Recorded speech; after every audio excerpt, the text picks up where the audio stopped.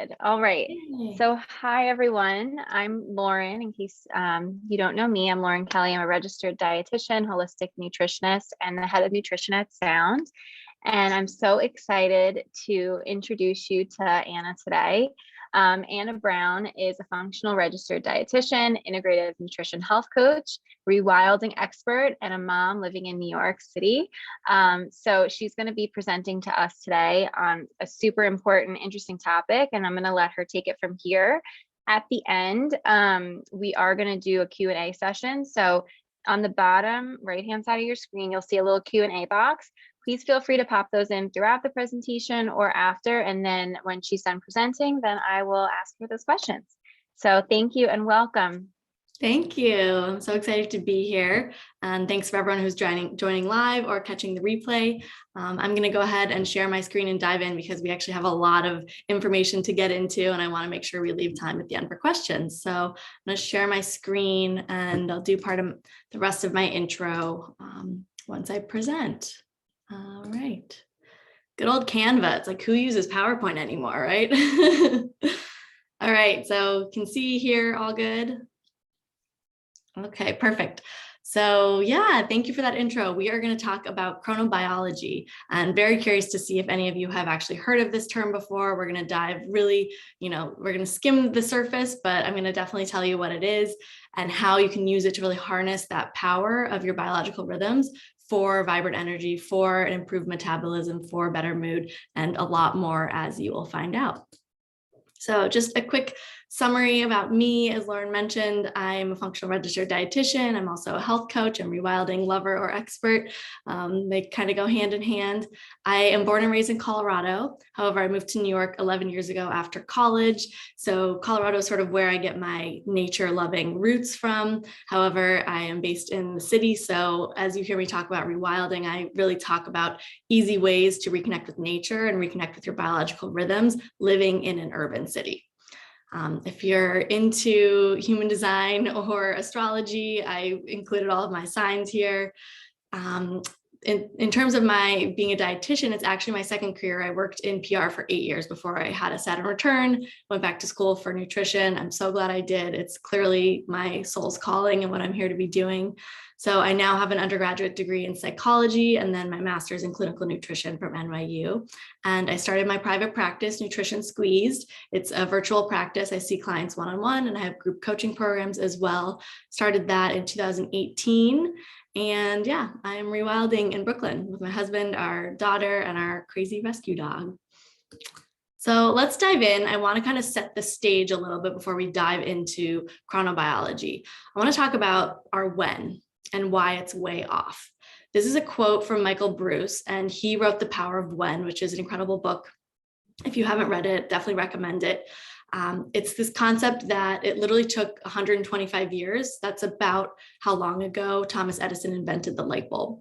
So when he invented the light bulb, that exposure to artificial light literally undid 50,000 years of perfect biotimekeeping, our evolution. We evolved, with the natural rhythms of the sun and the moon and all of that. And suddenly there was electricity and all of that kind of went out the window. So we have not evolved as quickly as technology has, and that is causing our when to be off. So we used to live with our nature and our biological rhythms, and we are now living out of sync with them. That is called chronodisruption. So that is the desynchronization of our internal clocks, like our circadian rhythm, our menstrual cycle, all of those kind of internal functions that happen in our body. And it's due to our modern lifestyle, which is irregular sleeping schedules. We're eating around the clock. We're on our screens at night. We're not getting as much natural daylight during the day as we used to and as we need to. Excuse me. We are stressed. We're anxious. We're having excess caffeine and alcohol later in the day as well. So all of these are contributing to kind of chronodisruption. And what's scary about this is that there's research coming out in the last probably 20 years that this has started to become more of an issue that is linking chronodisruption to lowered immunity and a lot of chronic diseases and other autoimmune diseases. So PCOS, irregular menstrual cycle, infertility, GI issues, hypertension, cancers, diabetes, Alzheimer's, depression, mental illnesses, and autoimmune disorders. The list of these diseases is actually 3 times this long. I just pulled out kind of the more relevant ones. So not to be doom and gloom here, I just want to set the stage for why it's really important for us to go back to living in sync with our biological rhythms.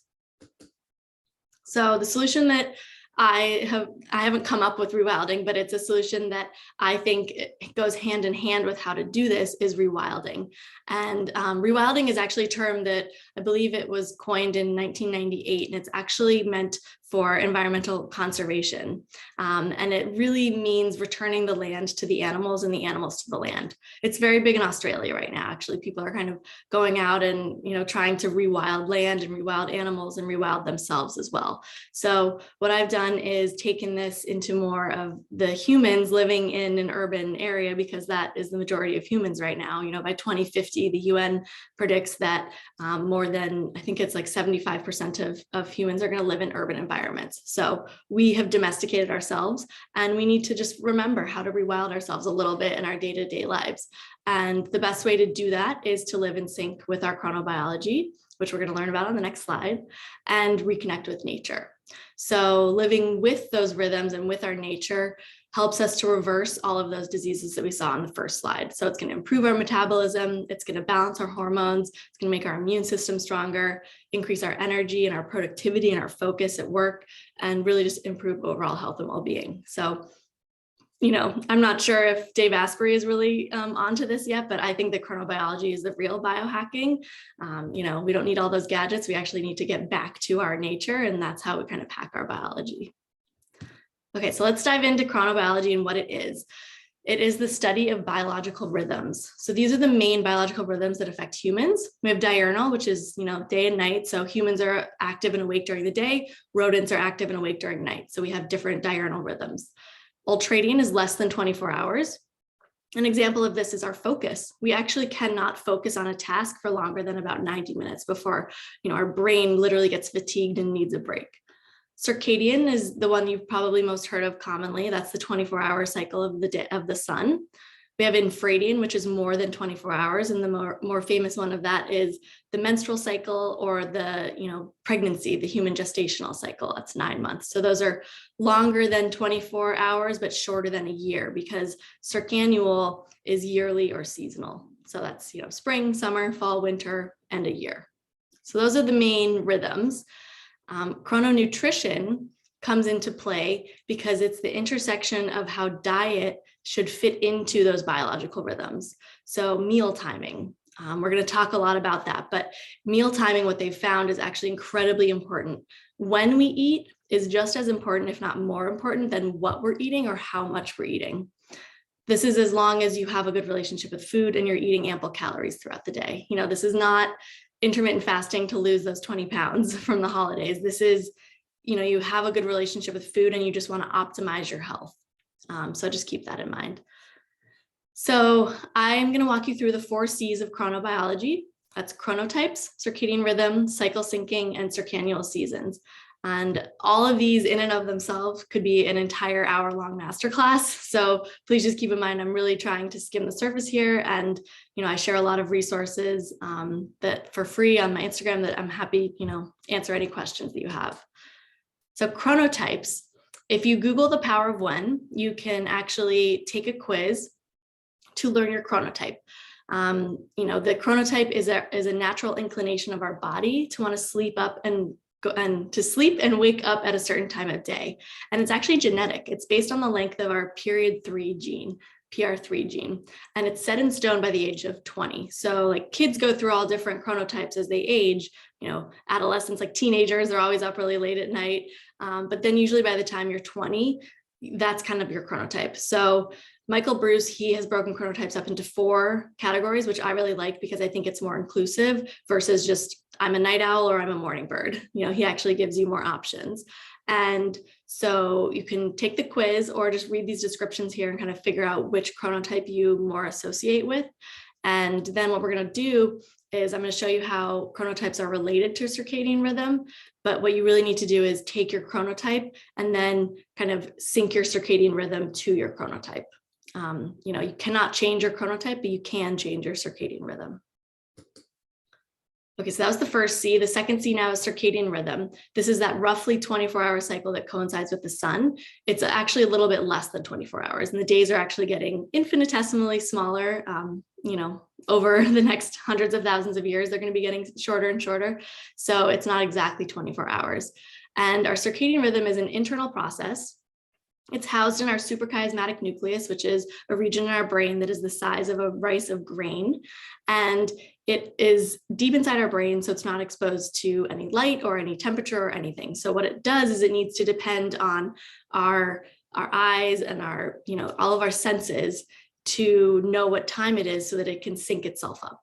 So it's most influenced by light. When we open our eyes first thing in the morning and the light hits our retina, it goes directly to the suprachiasmatic nucleus and it tells our brain, okay, it's time to wake up, time to start producing cortisol and stop producing melatonin. Cortisol is the hormone that wakes us up and melatonin is the hormone that makes us sleepy. This is why blue light is so bad for us late in the night, because it tells our brain that it's daytime and that we actually need to be awake. It's also influenced by temperature, our activity, and also by food. So this concept actually won the Nobel Prize in 2017. A group of scientists discovered something called clock genes. And there are clock genes in every single cell and organ in our body.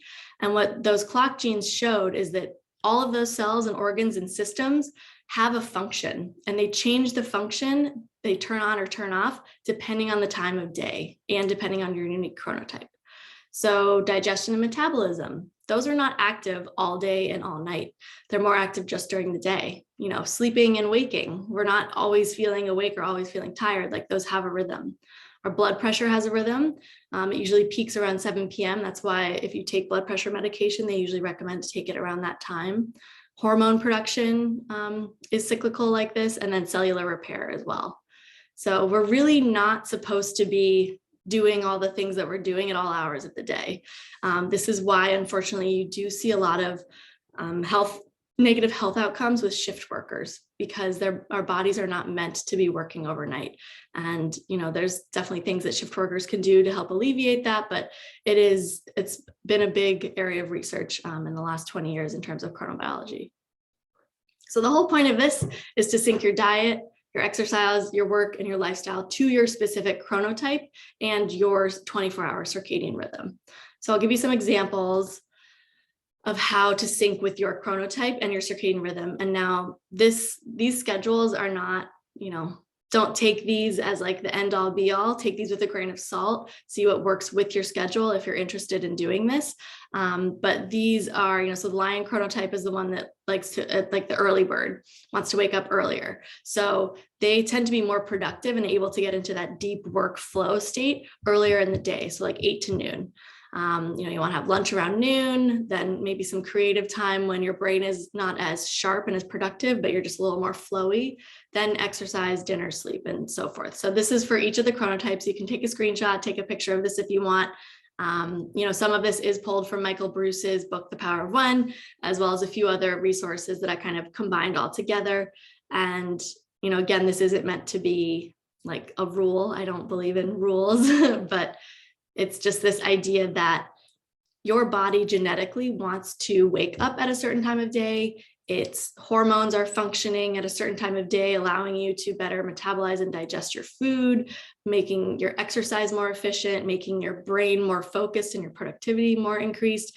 And those all have specific times of day. So just figuring out when those are for you and shifting your schedule, especially if you're self-employed, it can really optimize your life. All right, so cycle syncing.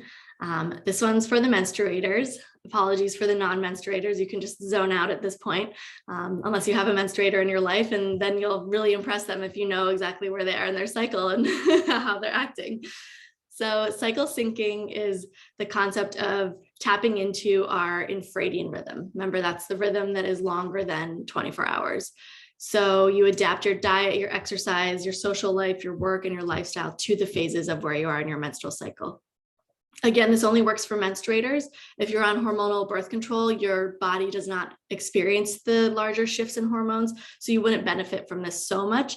But some people that are not menstruating actually like to keep track of the moon, because we are slightly influenced by the moon, in terms of how it influences the tides and things like that. So you can pay attention to the moon a little bit if you want, if you feel left out. So the reason behind this is that a menstruator's brain changes up to 25% during the monthly cycle, literally in size, the hormones that are there, the chemicals. So why shouldn't we be changing our diet and our lifestyle and everything else? So really, this is another biohacking tip for menstruators, is that we have this second clock, and that we really should be taking advantage of it and feeling empowered by it, instead of feeling like, oh, I'm hormonal, or I had my period. It's really our periods are not meant to be disabling and painful and all of that. And cycle syncing gives your body the nutrients with the diet. It gives your body the movement that it needs. It gives your body the creativity, that outlet that it needs, all during the right time of month, based on what your hormones are doing during that time of the month. So on the next slide here, I have an example of how you can eat with the moon. So we have our menstrual phase is the first phase. I'm not going to give you like a sex ed lesson here. That again is another whole masterclass. It goes into the follicular phase, ovulation, and then we end with luteal phase, and it goes around and around. So these are the nutrients that your body especially needs during each phase of your cycle. You notice here, as we get into ovulation and luteal phase, fiber is especially important, because fiber helps us get rid of excess estrogen. We poop out excess estrogen. That's how we get rid of it in our body. When you have too much estrogen, that's when you get the PMS symptoms, the sore boobs, the bloating, all of that. So again, take a picture of this. This is not meant to be a rule. You should not only eat these foods during this time of the month, but when you're going to the grocery store, incorporate a couple of these throughout that week, like during that week of your phase. Okay, so seasonally, how we want to take advantage of chronobiology with the seasons is just looking out the window. Nature changes, so why shouldn't we? This is the same concept. Our bodies change physiologically with every season. So our blood glucose and our blood insulin actually shift to accommodate seasonal foods. You think about the foods that are in season in the summer. It's berries and peaches and nectarines and watermelon. It's a lot of carbohydrates. So our body actually adapts to better metabolize those sugars during the summer months. Because evolutionarily, we would gorge ourselves on all of these fruits when they were in season so that we could store up for the winter. Our blood pressure is also lower in the summer and higher in the winter. This is due to the cold. It actually constricts our blood vessels. This is why you see more cardiac events in the winter, but it can also add to increased anxiety and like moodiness in the winter. We have more melatonin produced in the winter because the days are shorter. There's more darkness. So, when it's dark out, our eyes register that to our suprachiasmatic nucleus, and it tells our circadian rhythm in our brain to produce melatonin, and that makes us sleepy. So take advantage of that and sleep a little bit more in the winter. That's what it's meant for. We're supposed to hibernate and rest. Our immune system, certain genes in our immune system are also active during the winter or the summer based on what flu and cold strains are prevalent then, and the composition of our blood and adipose tissue, which is our fat, change as well seasonally. So we're not the same creatures every day all year long. Like, we really do change throughout each day, throughout each month, each menstrual cycle, and throughout each season. So the best way to do this that I've found is to follow Ayurvedic practices. Ayurveda really breaks down the seasons into 3 different dosha types. And you can also take a quiz to learn your unique dosha type. And then from there, learn which foods you should be eating during which season to help you stay balanced. It really can help you avoid colds when the seasons are transitioning, can help you just feel a little more grounded, a little more healthy during each season.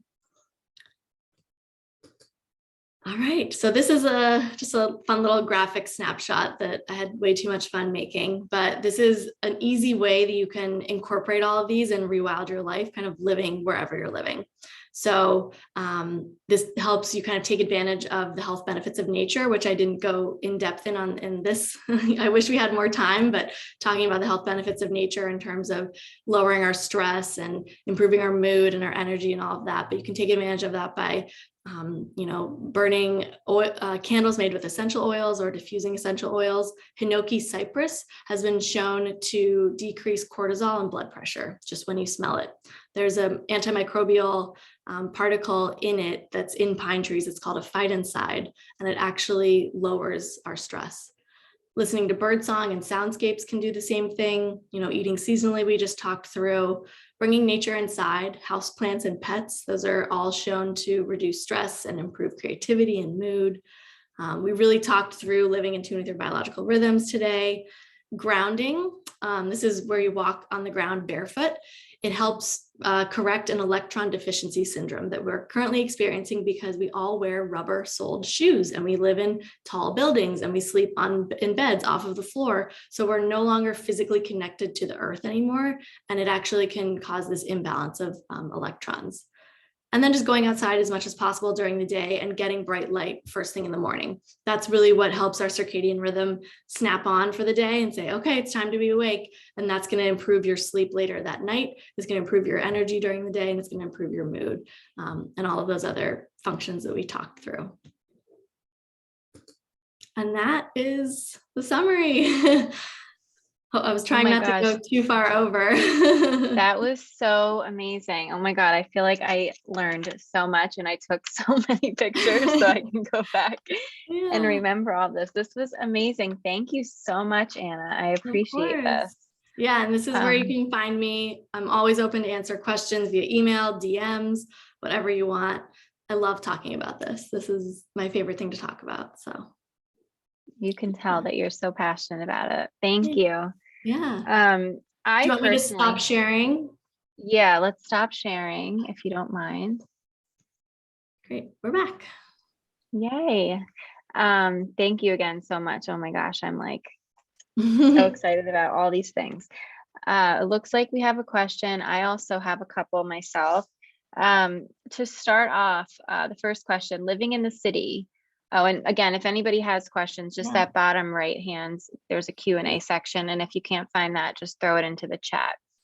Thank you. Yeah. So living in the city, how do you suggest connecting with nature? Sometimes walks can be stressful with all the noise. Yes, that is 100% true. I live in Brooklyn, so I'm fortunate that I'm not like right in Manhattan, but it is really noisy, and a lot of people can be more sensitive to noise than some other people are. So one thing you can do is you can just drown out that noise by putting noise blocking earbuds in. You could even play like birdsong on your Spotify. I have a Spotify playlist that's just birdsong, waterfalls, babbling brooks, crackling fires.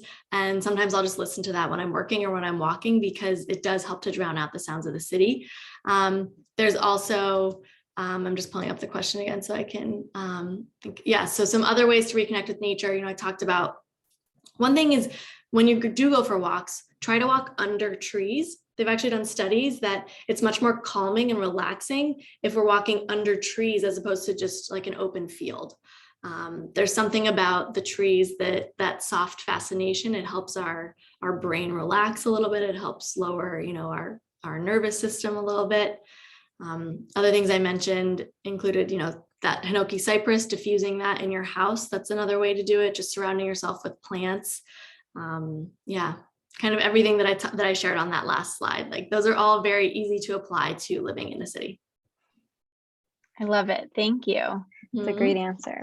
I was curious, just why does the bear and the dolphin, why do you recommend, or why is it recommended for them to exercise in the morning versus the other two to exercise in the like later afternoon, early evening? Yeah, that's a great question. I mean, I wish I had Michael Bruce on speed dial so I could like ask him these things, but I do know, I think for the bear and the dolphin, that it's likely just that's when their bodies are more physiologically like ready to exercise. Also, exercise is a really good way for us to wake up, for our body to know that it's daytime and time to wake up. And dolphins specifically, they can have trouble with insomnia and with their circadian rhythms. So by having that regularity of waking up and exercising, I think it helps their body for the rest of the day. Yeah. But that's a really good question. I'm going to see if Like he get talks them on about a that in the book. schedule. Yeah. Yeah, I was just curious because I'm like, I like to exercise in the morning, but I think I'm not one of those. I'm not sure what I should be doing. Yeah. And Okay. again, those are all like, take it with a grain of salt. See, do what works best with your schedule. Yeah, but it's cool to think to play around with it and see another time might work better. Yeah. Okay, another question. Is it normal to feel like it's harder to get up in the winter? I feel like I'm off my normal schedule. I'm typically an early riser. Yes, that is 100% normal. And that is because of all that melatonin that we talked about. You have more melatonin circulating in your system. So you're going to feel more tired. It's 100% okay to sleep a little bit more in the winter. Build that into your schedule and give yourself that time and that grace. One thing to do if you are finding it problematic and it's interfering with your schedule is to get a bright light therapy lamp. So you can Google that on Amazon. I have one from Circadian Optics that I love. They were like on Shark Tank a couple of years ago. I've had it for 2 years and the light has never burnt out. What you want to make sure is that it has at least 10,000 lux. That's like a light meter. So 10,000 LUX. That's the amount of light that your eyes and your brain need to tell your body that it's daytime and it's time to wake up. So first thing in the morning, like you open your eyes, I literally brush my teeth in front of it and then I drink my water in front of it, maybe meditate in front of it. You don't want to stare at it. You just want it kind of on the side of you so that you're getting the light. That's in the winter. In the summer, we wake up and usually the sun is up. So you can just go outside and get that bright sunlight. But yeah, that'll help you in the winter. Mm-hmm. Perfect. Great. I didn't know that about the Lux light meter. That's good to know. Yeah. Someone said, you mentioned blue light earlier in the conversation. Are we supposed to be wearing blue light glasses all day long? Oh my gosh, no. I feel like I always try to say this at least once during every time I'm talking about this. Do not wear blue light blocking glasses during the day. The sun is actually the biggest producer of blue light. We only think of it coming from screens and phones, but the sun is the biggest producer of blue light. And we want that blue light coming into our eyes during the day because that is what tells our body that it's daytime and it's time to be awake. So if you're blocking that during the day, your body's going to get really confused and it's going to think that it's nighttime. Especially then if you're at your computer all day wearing blue light blocking glasses, and then you take them off and you're watching TV at 9 p.m., your body's like, oh, okay, now it's daytime. Let's be awake. So the American Academy of Ophthalmology does not recommend blue light blocking glasses. A lot of people say that it helps with their computer eye strain, but there's no research around that. It's all anecdotal. And really the only thing that helps with eye strain is not staring at your computer. The average American is on a screen for 10 hours and 39 minutes every day. So maybe to try to get outside and expose your eyes to some natural daylight. Yeah, that's a really good tip. So put the blue light blocking glasses on when it's dark outside, it's dark. Not at all when it's light out. Exactly. Okay. As soon as the sun sets, that's when you want to put your blue light blocking glasses on. You want to make sure all of your devices are set to night shift, so it gets bring the brightness down and the warmth really warm. So it's not blue. And then you also want to turn off overhead lights because there's something that happens when our eyes and our brain see lights overhead, they associate it with the sun. And so that's going to help make us feel like it's time to wake up. So the sun goes down, turn off all your overhead lights, turn on, your side table lamps, like your Himalayan sea salt lamps, things like that. You want all the light to be very dim and warm. Yeah. And blue light blocking glasses if you do have to work after sunset. Okay. Yeah. For the salt lamp, I've seen that a lot. Are there certain brands that you like or any recommendations around I those? honestly bought one off of Amazon like 5 years ago and it was a set of 2 and I love them. I need to remember that because I keep thinking about it and I haven't gotten one. Yeah, amazing. Somebody said, just so you know, lots of information. Thank you. Let's rewild our lives. Yeah. What a term. So isn't it a great term? I stumbled upon it 2 years ago and I was like, I'm going to hijack that. It was actually one of Pinterest's top 100 trends to try like 2 years ago. Yeah. Oh, no way. I love it. My last question is just if you have an Ayurvedic quiz / resource that you recommend if somebody wants to check their dosha. So Banyan Botanicals, they have a really good one on their website, or I really like Sahara Rose. She also has a podcast. She has a couple books that are out. She has a cookbook that's all Ayurvedic. She actually wrote The Idiot's Guide to Ayurveda. which is incredibly helpful. And she's very educated and very legitimate in that field. So she has a quiz as well. Yeah. Awesome. Thank you so much. Thank you for having me. Oh my gosh, this was like so much great education, and I can't wait to re-listen to it and take more notes. So thank you very much. We'll have to have you back for like a longer webinar in some capacity. That would be wonderful. I would love that. We can do all things sleep and circadian rhythm and really get into the caffeine conversation and all of that. Yeah. Yeah, I would love that. So everyone who attended, you can, this recording will be available. We'll be sending it out on Friday, along with all the other webinars. Every Friday, the links will be shared. So thank you everybody for joining, and thank you, Anna. I mean, this was an absolute pleasure. And I look forward to chatting soon. Yeah. Thank you for having me. All right. Bye. Bye.